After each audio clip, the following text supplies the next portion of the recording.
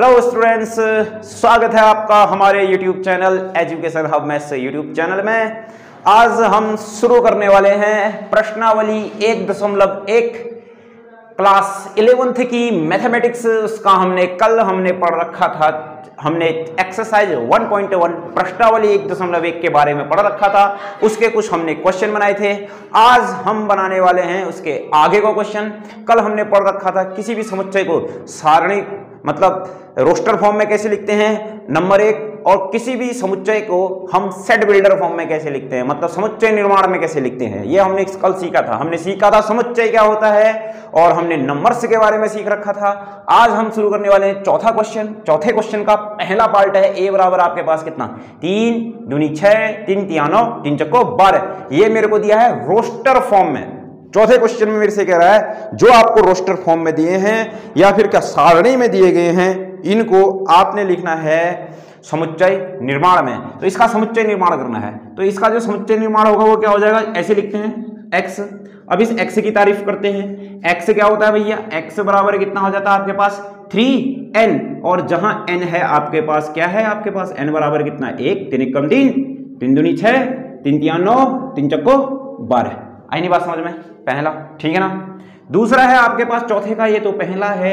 Comment करो students, अगर समझ में आ रहा है तो जल्दी से नीचे से कमेंट करते रहो और अपने सभी साथियों को इस वीडियो को शेयर करते रहो। जितने भी साथी हैं, हम लाइव 8 बजे पढ़ाते रहेंगे आपको, रोज 8 बजे आपको क्लास मिलेगी, ठीक है ना स्टूडेंट्स, शाम के 8 बजे। चलो अब ए बराबर, अगला क्वेश्चन है आपके पास बी बराबर है आपके पास क्या है, बी बराबर कितना है, 2 4 6 8 16 32 है।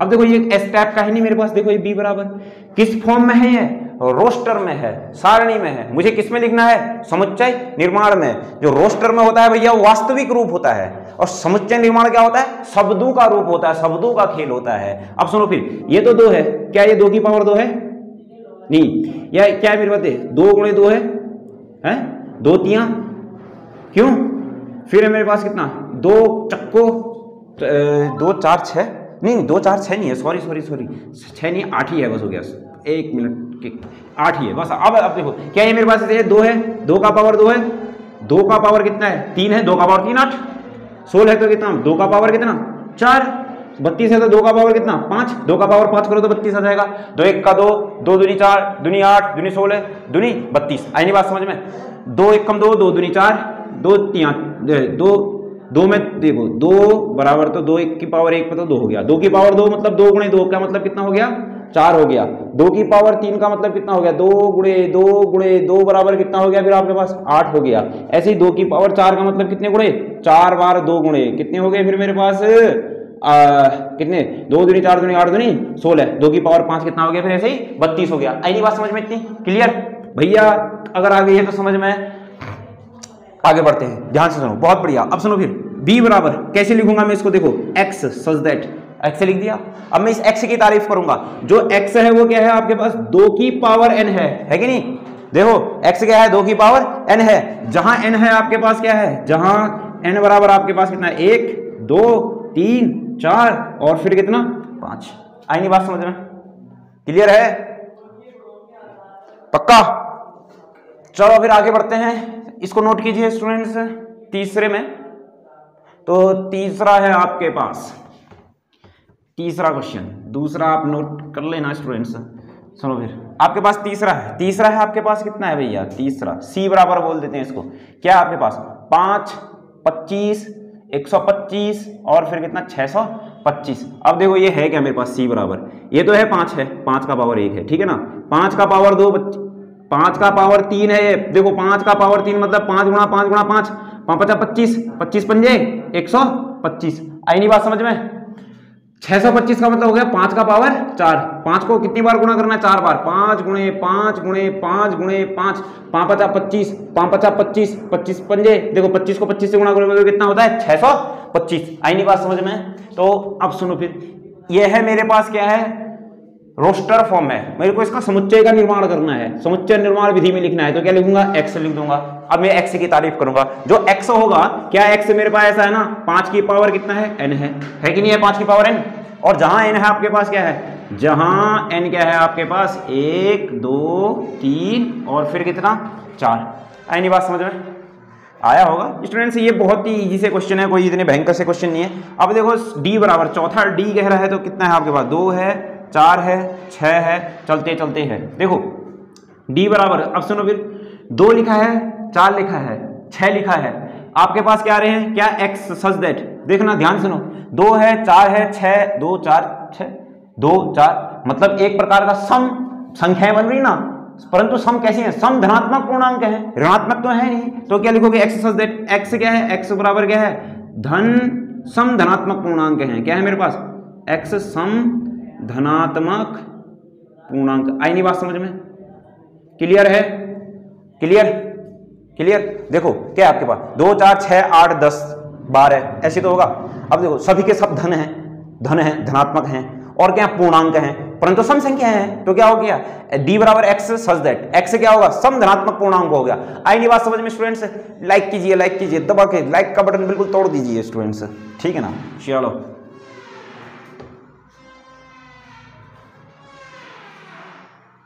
चलो फिर अब है आपके पास पांचवा है आपके पास। देखिए 5वां क्वेश्चन है आपके पास, इसी में चौथे का 5वां क्वेश्चन, चौथे का 5वां है आपके पास। क्या है आपके पास? ई बोल देते हैं अब इसको। ई बराबर है आपके पास क्या? 1 4 9, चलते चलते चलते कितना है? 100 तक के हैं कि नहीं? तो अब सुनो फिर ये क्या है? ई बराबर, अब देखो ये 1 ठीक है, ये 4 का मतलब 2 का स्क्वायर, 9 का मतलब 3 का स्क्वायर, ऐसे स्क्वायर में चलने, ये तो 4 का स्क्वायर होता होगा, फिर होगा कि नहीं होगा? क्यों? ऐसे चलते चलते कहां तक का होंगे? 10 के स्क्वायर तक के हैं, है नहीं? ठीक है ना? तो आपके पास ई बराबर क्या होगा? फिर आपके पास x होगा सच दैट। किस प्रकार का x होगा? x बराबर क्या होगा आपके पास? देखो एक बार ध्यान से देखो, ये 1 है, 2 है, 3 है, 4 है, नीचे वाली चीजें बढ़ रही हैं, ऊपर वाली चीजें तो फिक्स है ना, 1 की पावर 2 करो 1 ही आएगा। तो ये क्या हो गया? n का स्क्वायर हो गया। जहां n क्या होगा फिर आपके पास? जहां n क्या होगा? n जो होगा वो कहां से कहां तक का होगा? 1 से लेकर के कितना होगा आपके पास? 10 तक का होगा। आई नहीं बात समझ में? क्लियर? ठीक है ना? ये आपके पास हो गया 5वां। क्लियर है?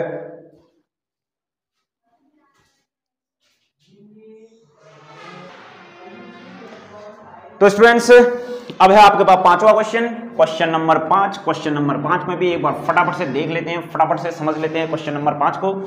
क्वेश्चन नंबर 5, तो क्वेश्चन नंबर 5 का आपके पास क्या कह रहा है? निम्नलिखित समुच्चयों के सभी अवयवों को सूचीबद्ध कीजिए।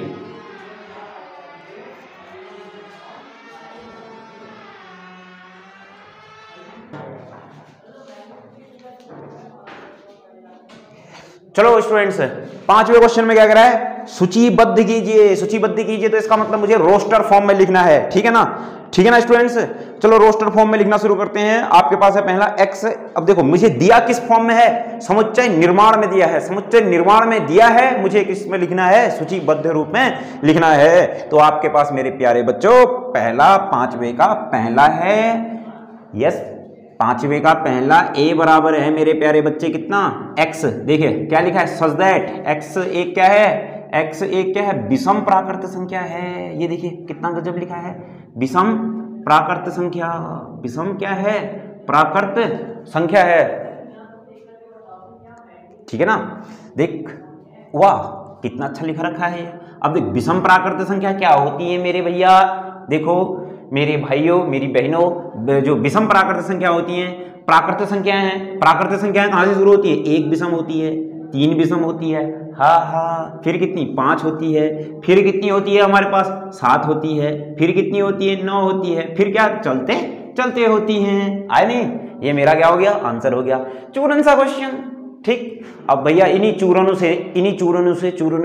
से हम कहां बढ़ेंगे? पहाड़ की ओर बढ़ेंगे। फिर ऐसे क्वेश्चन आएंगे जो आपके एयरफोर्स में आए होंगे, नेवी में आए होंगे, एनडीए में आए होंगे, आईआईटीज में आए होंगे, ऐसे क्वेश्चन इन्हीं चूरनों से चीजें बनती हैं, ठीक है ना? तो हमने अपना लक्ष्य ये रखना है कि हमारी वीडियो से जब आप बार 11 पास हो जाए, बार पास हो जाए, जैसे ही पास हो जाए, मैथ्स में एयरफोर्स में अगर 25 क्वेश्चन आ रहे तो 25 के 25 आप बनाओ, नेवी में 25 आ रहे तो 25 के 25 आप बनाओ स्टूडेंट्स, ठीक है ना?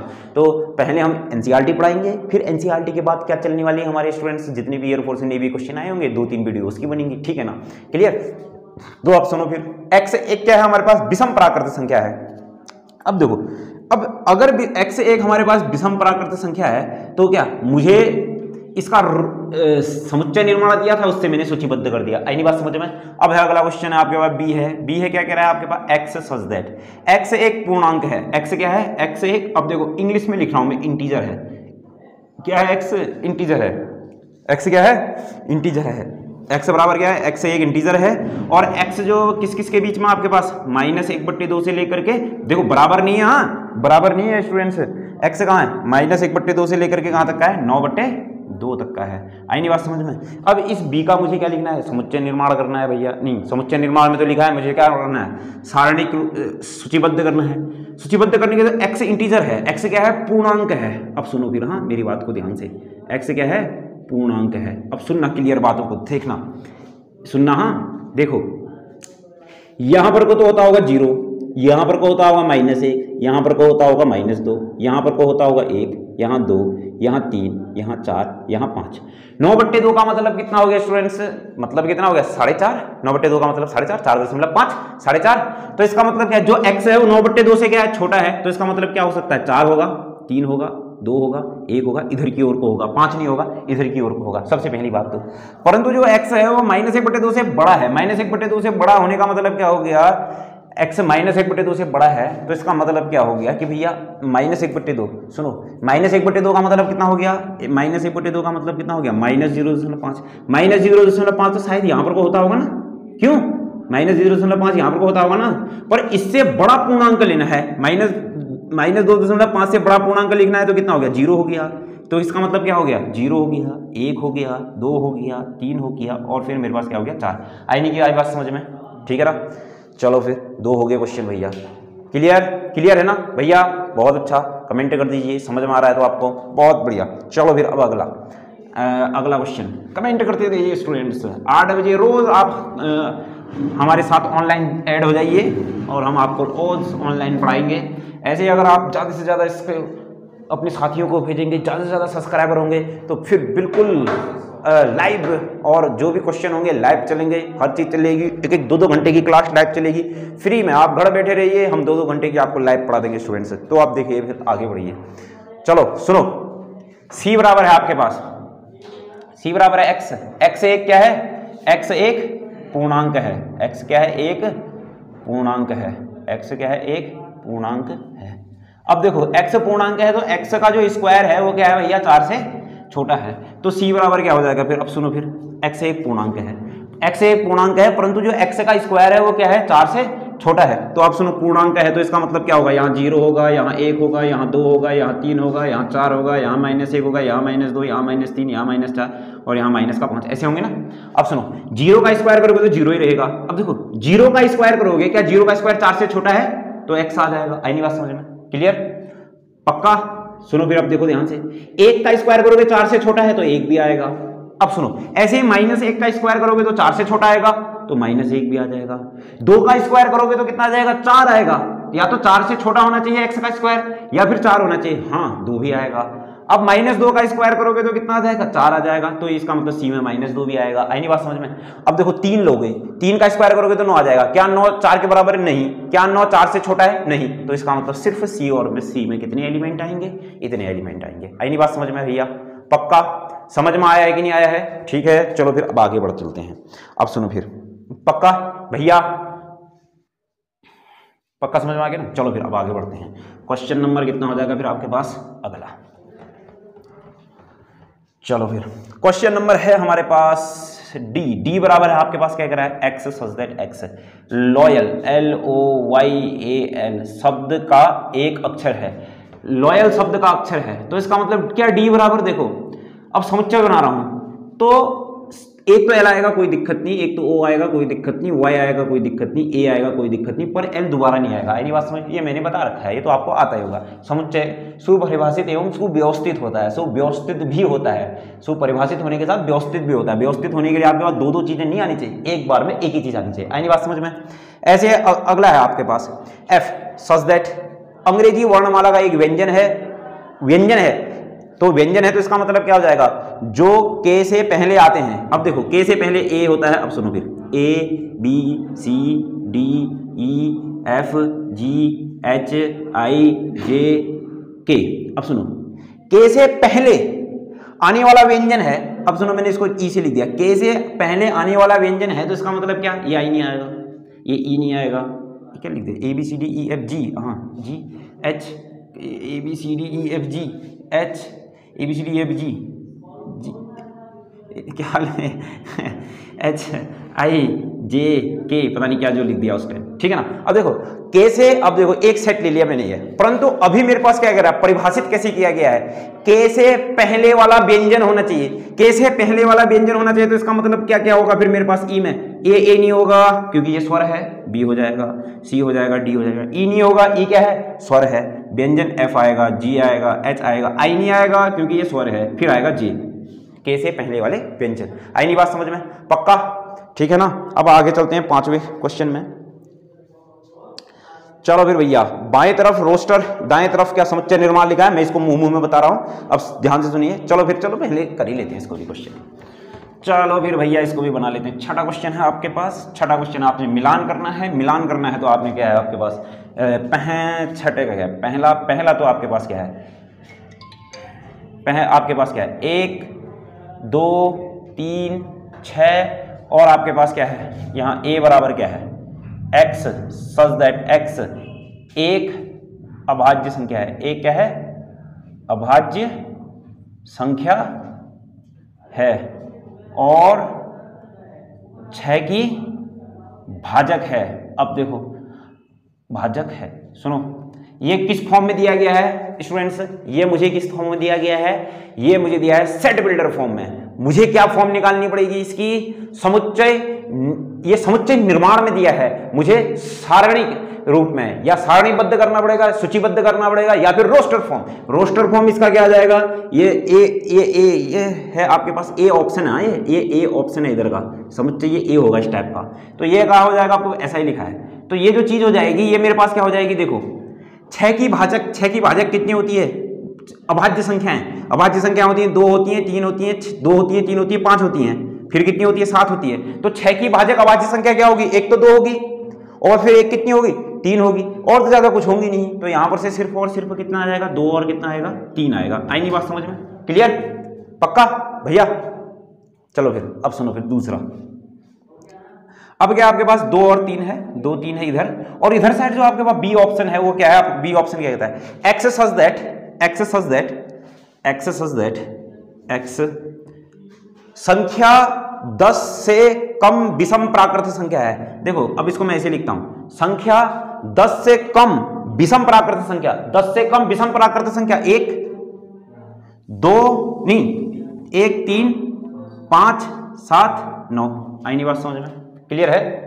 फिर यहां पर से कितना कर, तीसरा ऑप्शन यहां क्या कर रहा है, मैथमेटिक्स का लिखा है इसने, एम ए लिख रखा है, फिर लिखा है मैथमेटिक्स, देखो ये लिखा है एम ए लिखा है, फिर टी लिखा है, फिर एच लिखा है, फिर ई लिखा है, फिर आई लिखा है, फिर सी, फिर एस, और इधर साइड का सी क्या है। अब सुनो, सी एक्स सच दैट एक्स एक प्राकृत संख्या है जो 6 की भाजक है, जो प्राकृत संख्या है। प्राकृत संख्या क्या होती है, 1 होती है, 2 होती है, 3 होती है, 4 होती है, 5 होती है, 6 की भाजक क्या क्या हो सकती है मेरे पास, ऐसी संख्याएं जो 6 को पूरी बार विभाजित कर दें, तो क्या क्या होंगे मेरे पास, एक तो 1 होगा, क्यों, एक क्या होगा, 2 होगा, एक क्या होगा, 3 होगा, और एक स्वयं क्या हो जाएगा, 6 हो जाएगा। आई नहीं बात समझ में, क्यों, 6 की भाजक प्राकृत संख्या है, तो 1 2 3 6, क्लियर। अब आ जाओ फिर, अब भैया चौथे में आ जाओ। चौथा क्या करा आपके पास, 1 3 5 7 9, और इधर से क्या करा है, मैथमेटिक्स के शब्दों का क्या करा है भैया, अक्षर, तो ये क्या हो जाएगा फिर, ये तो एम हो जाएगा, ये हो जाएगा, वही चीज है, ये मैथमेटिक्स की वाली बात कर रहा है, ठीक है ना। इसका ये मिलान हो गया, और 1 3 5 7 9 क्या मिलान इसके साथ हो गया, 2 3 का मिलान किसके साथ हो गया, इसके साथ हो गया, इसका मिलान किसके साथ हो गया, इसके साथ हो गया। आई नहीं बात समझ में, नहीं आया, एक बार और बताते हैं, फिर ध्यान से देखिए, नहीं आया है तो कमेंट करिए, नहीं आया है, मैं आपको एक बार और बताता हूँ, अच्छे से लिखता हूँ इसको मैं। पहले तो मैं इसको मिटा देता हूँ, ये हो गया घिचपिच हो गया कि नहीं, इसको मैंने क्या कर दिया है, मिटा दिया है, ये हमने पूरा मिटा दिया, ये हमने पूरा मिटा दिया है। चलो एक बार और बता देते हैं स्टूडेंट्स, नहीं आया कह रहे हैं, तो नहीं आया है तो अब सुनो फिर हमसे क्वेश्चन क्या कह रहा है। देखो एक बार अपनी किताबों में सब अपने क्वेश्चन देखिए अच्छे से। पहला ऑप्शन है, पहला ऑप्शन क्या कह रहा है, 1 2 3 और फिर क्या कह रहा है 6, ठीक है ना। और इधर क्या कह रहा है, x एक अभाज्य संख्या है। अभाज्य संख्याओं का क्या मतलब क्या होता है, 2 होती हैं अभाज्य संख्याएं, फिर कितनी होती हैं, 3 होती हैं, फिर उसके बाद कितना होता है, 5 होता है, फिर क्या होता है, 7 होता है, फिर कितना होता है, 11 होता है, फिर ऐसे चलते चलते होती हैं अभाज्य संख्या। अब सुनो फिर मेरे पास क्या कह रहा है, x एक अभाज्य संख्या है और 6 की भाजक है। अब देखो अभाज्य संख्या है और 6 की भाजक है, अभाज्य संख्या भी है 6 की भाजक भी है, तो इसका मतलब क्या हो जाएगा, एक 2 होगा, एक 3 होगा, आगे तो होंगे ही नहीं कोई भी, क्यों, एक मेरे पास क्या हो जाएगा, फिर यहाँ पर को इधर ए ऑप्शन क्या हो जाएगा, एक 2 होगा और एक मेरे पास कितना होगा, 3 होगा। आई नहीं बात समझ में, क्लियर। अब सुनो फिर दूसरा ऑप्शन है, फिर मेरे पास क्या है, 2 और 3 है, 2 और क्या है, 3 है। इधर बी ऑप्शन क्या है मेरे पास, एक बार और ध्यान से देखो, बी ऑप्शन क्या है, देखो x सच दैट x 10 से कम एक विषम प्राकृत संख्या। प्राकृत संख्या कितनी होती है, 1 2 3 4 5 6 7 8 9 10, 10 से कम विषम प्राकृत संख्या, तो इसका मतलब कितना हो जाएगा, 1 3 5 7 9, 10 से कम विषम प्राकृत संख्या है, क्यों। चलो फिर आप आ जाओ फिर तीसरे में, तीसरा क्या है, वो मैथमेटिक्स से क्या समुच्चय लिखा है उसने, MAT, फिर क्या लिखा है H, फिर क्या E, फिर क्या लिखा है IC, फिर क्या लिखा है S, फिर यहाँ से C। अब देखो C क्या कह रहा है, x सच दैट x एक प्राकृत संख्या है जो 6 की भाजक है। प्राकृत संख्याएं क्या होती हैं, 1 होती है, 2 होती है, 3 होती है, 4 होती है, 5 होती है, 6 होती है, 7 होती है। जो 6 की भाजक है, 6 की भाजक देखो आगे को तो कोई 6 की भाजक नहीं होगी, भाजक का मतलब होती है ऐसी संख्या जो 6 को पूर्ण तरफ से भाग दे दे, तो आगे को तो कोई 6 की भाजक नहीं हो सकती है, 6 तक का हो सकती है, क्यों, 7 थोड़ी ना होगी, ठीक। तो 6 की भाजक होने के लिए क्या होगा आपके पास, एक तो 1 हो सकती है, बहुत अच्छा, एक 2 हो सकता है, एक कितना हो सकता है, 3 हो सकता है, और एक स्वयं क्या हो सकता है, 6 हो सकता है, 4 नहीं होगा। भाजक का मतलब है ऐसी संख्या, 6 की भाजक का मतलब जो 6 को पूरी बार विभाजित कर दे। आई नहीं बात समझ में, तो सी का मतलब ये हो गया, क्लियर। अब आता है डी है मेरे पास कितना, 1 3 5 7 और फिर कितना 9।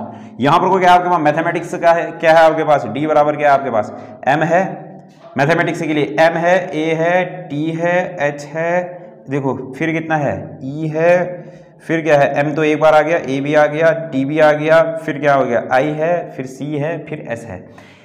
आई नहीं बात समझ में। अब मिलान करो, फिर देखो 1 2 3 4 5 6 किसके साथ मिलेगा, इसके साथ, 2 3 किसके साथ मिलेगा, इसके साथ, मैथमेटिक्स से किसके साथ मिलेगा, इसके साथ, 1 3 5 7 9 किसके साथ मिलेगा, इसके साथ। अब तो आया समझ में, क्लियर है ना। तो स्टूडेंट्स ये थी हमारी एक्सरसाइज 1.1 पूरी कल और आज। अब हम नेक्स्ट वीडियो में पढ़ेंगे 1.2 का एक्सप्लेनेशन और 1.2 के क्वेश्चंस। तो स्टूडेंट्स आज के लिए इतना ही, मिलते हैं नेक्स्ट वीडियो पर।